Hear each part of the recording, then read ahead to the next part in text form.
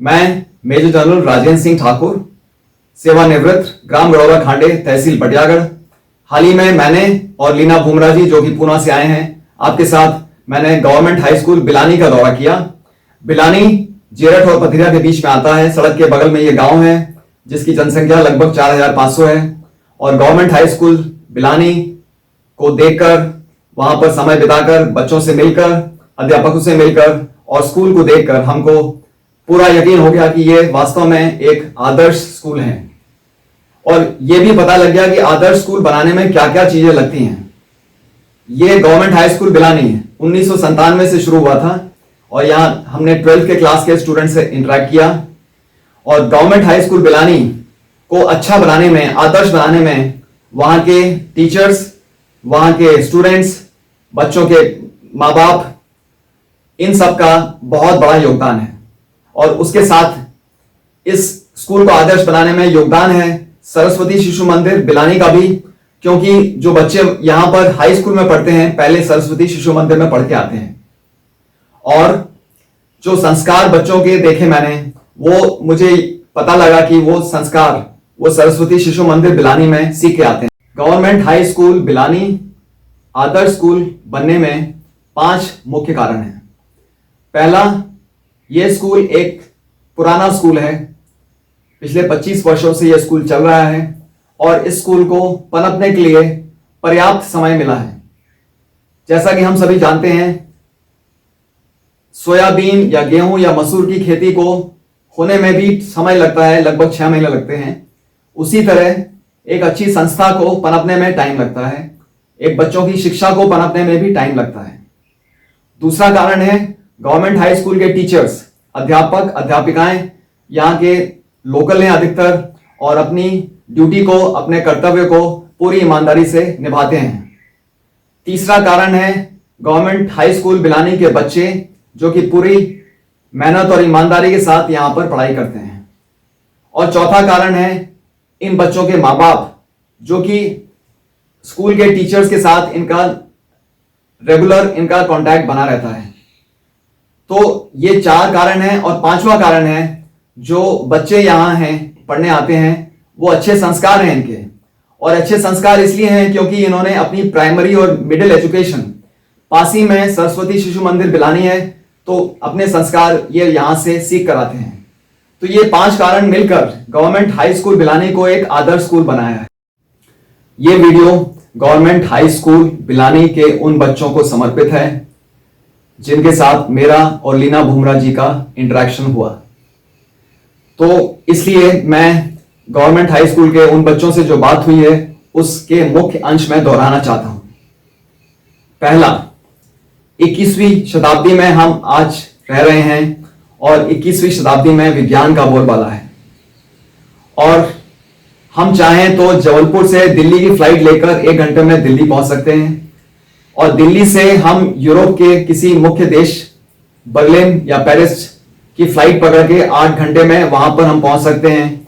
और बर्लिन से या पेरिस से हम न्यूयॉर्क या वॉशिंगटन अमेरिका में कुछ घंटे में वहां पहुंच सकते हैं और वहां से हम वापस भी आ सकते हैं। तो आज के दिन यह संभव है कि गवर्नमेंट हाई स्कूल बिलानी का कोई लड़का चाहे तो जबलपुर से पूरी धरती का गोल चक्कर लगाकर वापस जबलपुर आ सकता है। तो 21वीं शताब्दी में अगर हमारे बच्चे रह रहे हैं तो आप सभी के लिए यह संभव है कि अगर आप मन में ठान लेंगे तो आप चाहें तो चांद पर भी जा सकते हैं। तो यह मेरा पहला संदेश है आप सभी बच्चों के लिए, जो कि मैं इस वीडियो के माध्यम से इसको दोहरा रहा हूं जिससे कि आप ये मेरा संदेश को भूल न जाएं। दूसरा संदेश मेरा यह है कि आपने 3 भाषाएं कम से कम आपको आनी चाहिए। पहला हिंदी, दूसरा अंग्रेजी, और अंग्रेजी इसलिए क्योंकि ये पूरे विश्व में बोली जाती है, और तीसरी भाषा वो उस देश की भाषा होनी चाहिए जहां पर आपका जाने का सपना है भविष्य में। अगर आपको फ्रांस जाना है तो आपको फ्रेंच आनी चाहिए, अगर जर्मनी जाना है तो जर्मन आनी चाहिए, अगर आपको चीन जाना है तो चाइनीज आनी चाहिए, अगर आपको कोरिया जाना है तो आपको कोरियन आनी चाहिए। तो एक तीसरी भाषा आपने अवश्य सीखनी है। मेरा अगला संदेश है शारीरिक काबिलियत। मैंने बच्चों को बोला कि आपने सुबह 5 बजे उठ के बिलानी से पथरिया तक की दौड़ लगानी है, वापस आना है। और दौड़ लगाने के बाद अगर आपके शरीर से पसीना पसीना हो जाए तो आपका उस दिन आपकी शारीरिक काबिलियत में बढ़ोतरी हुई है। और इसी को आपने रूटीन बनाना है। एक दिन आप बिलानी से पथरिया दौड़िए, दूसरे दिन आप बिलानी से जेरट दौड़िए। तो अपने शारीरिक काबिलियत को आपने बढ़ाना है। अगर आप दौड़ना नहीं चाहते हैं तो आप अच्छा खेल कूद खेलिए, क्रिकेट मत खेलिए, उसके अलावा कोई ऐसा खेल खेलिए जिससे कि 15-20 मिनट खेलने के बाद आपका शरीर पसीना पसीना हो जाना चाहिए। तीसरी बात, आपने अपनी दिमागी काबिलियत को बढ़ाना है, किताबों से प्यार करना है और अपने ज्ञान को बढ़ाते रहना है। तो अगर यही आप कर सकते हैं अगले कुछ वर्षों तक, अगले 3-4 वर्षों तक, आप लोग 12वीं कक्षा में हैं, अगर ये शारीरिक काबिलियत, दिमागी काबिलियत को आप बढ़ा सकते हैं नियमित रूप से, तो 4-5 साल के बाद कोई कारण नहीं कि आपको किसी भी नौकरी से आपको कोई लेने से रोक सके। तो अपने आप को इस तरह से बुलंद करना है आपने कि आप जिस नौकरी में आप हाथ लगाना चाहें, जिस नौकरी को आप अपने मुट्ठी में लेना चाहें, वो नौकरी आपके मुट्ठी में आएगी। और मैंने ये भी बताया कि आप 12वीं खत्म करने के बाद जिस तरह से महाभारत में अभिमन्यु का चक्रव्यूह में प्रवेश है, इसी तरह से आपका भी एक जो हमारी संघर्ष की दुनिया में, उसमें आपका प्रवेश है। और इसलिए आपने उसके लिए अभी से तैयारी शुरू करनी है। तो ये मैंने संदेश दिए हैं बच्चों के लिए। और आखिरी में मैं ये कहना चाहता हूं कि मेरा चैनल जिसका नाम है मेजर जनरल ठाकुर, इस चैनल को अगर आप सब्सक्राइब करना चाहें तो सब्सक्राइब जरूर करिए। तो चलिए देखते हैं मेरी और लीना भूमरा जी की गवर्नमेंट हाई स्कूल बिलानी में बच्चों और वहां के स्टाफ के साथ मुलाकात कैसी रही। जब रिटायर भी नहीं हुए थे तो इनके घर पे मम्मी पापा रहते थे, तो वहाँ पे ये तुम जैसे जो 12वीं पास हैं और जो आर्मी में जाना चाहते हैं, उनके लिए अपने निवास पर भी इन्होंने बहुत मेहनत की। कम से कम 10-15 साल से कई लोगों को सेलेक्ट भी कराया है।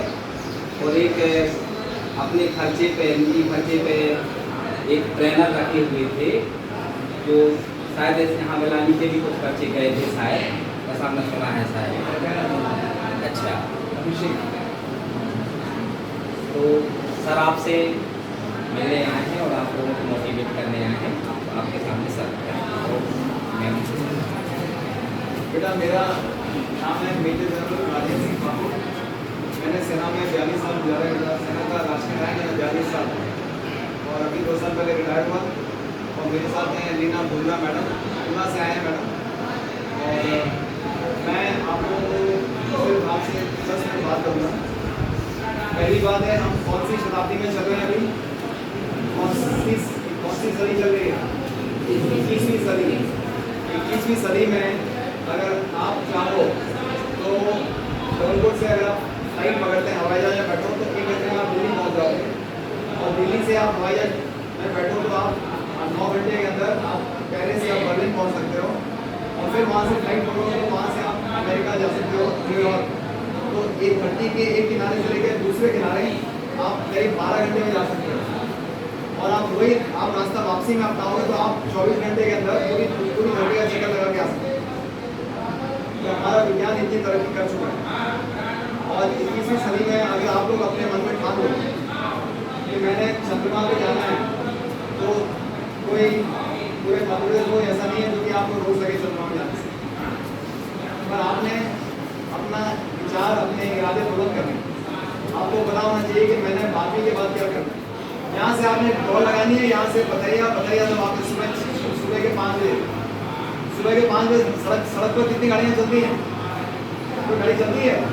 सुबह उठो बेटा, कल के दिन आप सुबह उठ के देखो, लड़कियाँ ऐसा हो और इकट्ठा अपना ग्रुप बनाओ 20 का, 10 का, 5 का। और नहीं मिलता तो आप अकेले दौड़ जाओ, पथरिया जाओ, वहाँ से वापस दौड़ के फिर वापस आओ। और यहाँ पर दौड़ने के बाद थोड़ा सा हल्का सा दौड़ने, हम जब दौड़ते हैं तो पहले धीरे दौड़ते हैं, फिर थोड़ा सा तेज दौड़ते हैं, फिर और तेज, फिर नियमित। और आपकी अभी उम्र कुछ नहीं है, आप रोज ये नियमित कर सकते हैं। रोज नहीं करिए तो आप कम से सप्ताह में 3 या 4 बार करिए। शरीर बलवान हो गया आपका, शरीर के बाद आपने दिमाग बलवान करना है।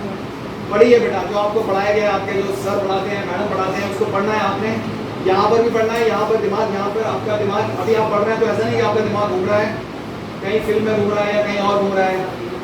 आपने पूरा दिमाग अपना यहाँ पर रखना है, केंद्रित रखना है। यहाँ पर घर जाते हैं तो क्या पढ़ाया उसको रिवाइज करना है। शाम को सोते वक्त आते हैं उसको आपने कोई नई चीज़ पढ़नी है। कितनी भाषा बोलते हैं आप लोग? कोई भी लड़की देख तो बताओ बेटा, कितनी भाषा बोलते हो आप? खड़ी हो जाओ बेटा, आपने जो लड़की नीचे देख रही है उससे बोल रहा हूँ।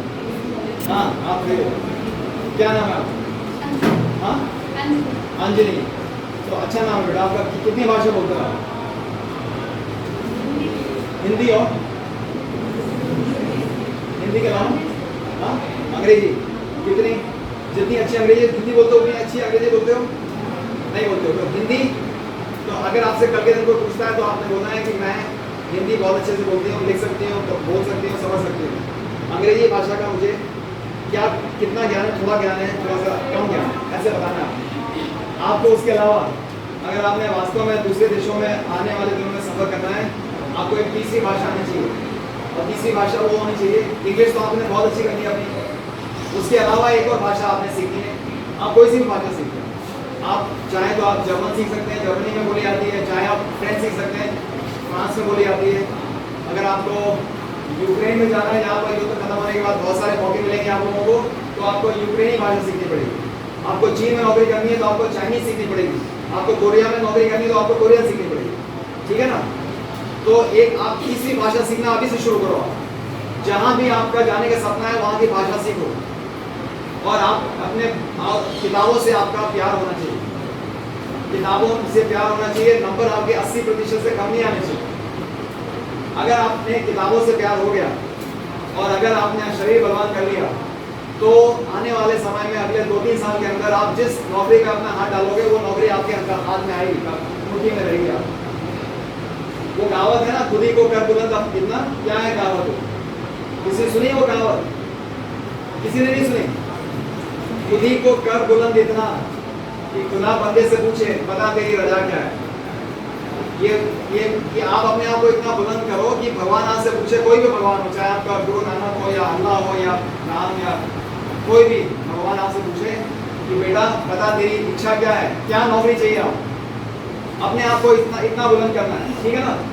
अभी 15 अगस्त आने वाला है, ये आपको संदेश दे सकता हूँ। अगर आपने देश को बलवान बनाना है तो देश में खुद को बलवान करना है।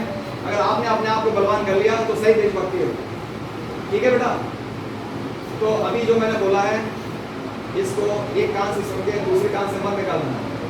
शाम को जाओगे सोने के पहले जो मैंने बोला है उसमें मैं बिना सिर्फ आप लोगों को 2 चीज़ें बताऊंगी। एक, जब हम पैदा हुए थे तो हमें भगवान ने बहुत बड़ा दिमाग दिया था, दिमाग हमें फ्री में मिला था। तो उसका आप सबसे पहले तो सर आपका हमने बहुत समय ले लिया, हम ज़्यादा नहीं लेंगे क्योंकि 12वीं की पढ़ाई मुझे पता है कि बहुत मुश्किल होती है। तो मैं तो 12वीं में फेल हो गई थी, लेकिन तो सच्ची बात है। लेकिन उसके बाद जो है, मैं क्यों आपको दिमाग की बात बोल रही हूँ, क्योंकि जब मैं 12वीं में फेल हुई तो तब मुझे रियलाइज़ हुआ कि मैंने ज़िंदगी में बहुत कुछ खो दिया। लेकिन जब दिमाग से सोचा तो ये पता चला कि जब तक आप खोएंगे नहीं आपको जीत का पता नहीं चलता।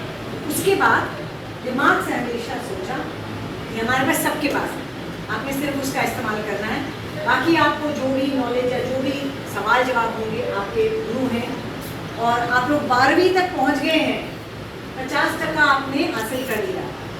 आगे का जो 50% है वो इसके ऊपर निर्भर होगा। उसके लिए इसका इस्तेमाल कीजिए। पूरे भारतवर्ष देश में लोग 10% इस्तेमाल करते हैं। मैं सबको बच्चों को बोलती हूँ ये जो है ना 100% इस्तेमाल कीजिए, आपको कोई पीछे नहीं हटा सकता। इतना आपने करना है। और कोशिश हम ये करेंगे कि ज़्यादा से ज़्यादा आप लोगों के पास आएँ और आपको जितना भी हम आपके अगर सवाल हो, अभी मुझे पता है कोई भी नहीं पूछेगा क्योंकि हम अचानक आ गए, लेकिन अपने सवाल रखिए, सर को चैनल पे पूछिए, हम अगली बार आएंगे, पूछिए। सवाल करना बहुत ज़रूरी होता है, गलत सही कुछ नहीं। ठीक है? तो आप लोगों का बहुत बहुत धन्यवाद। आपको भगवान बहुत बहुत बहुत आगे तरक्की दे। अच्छे से पढ़ाई कीजिए, दिमाग खोल के रखिए। बहुत बहुत धन्यवाद।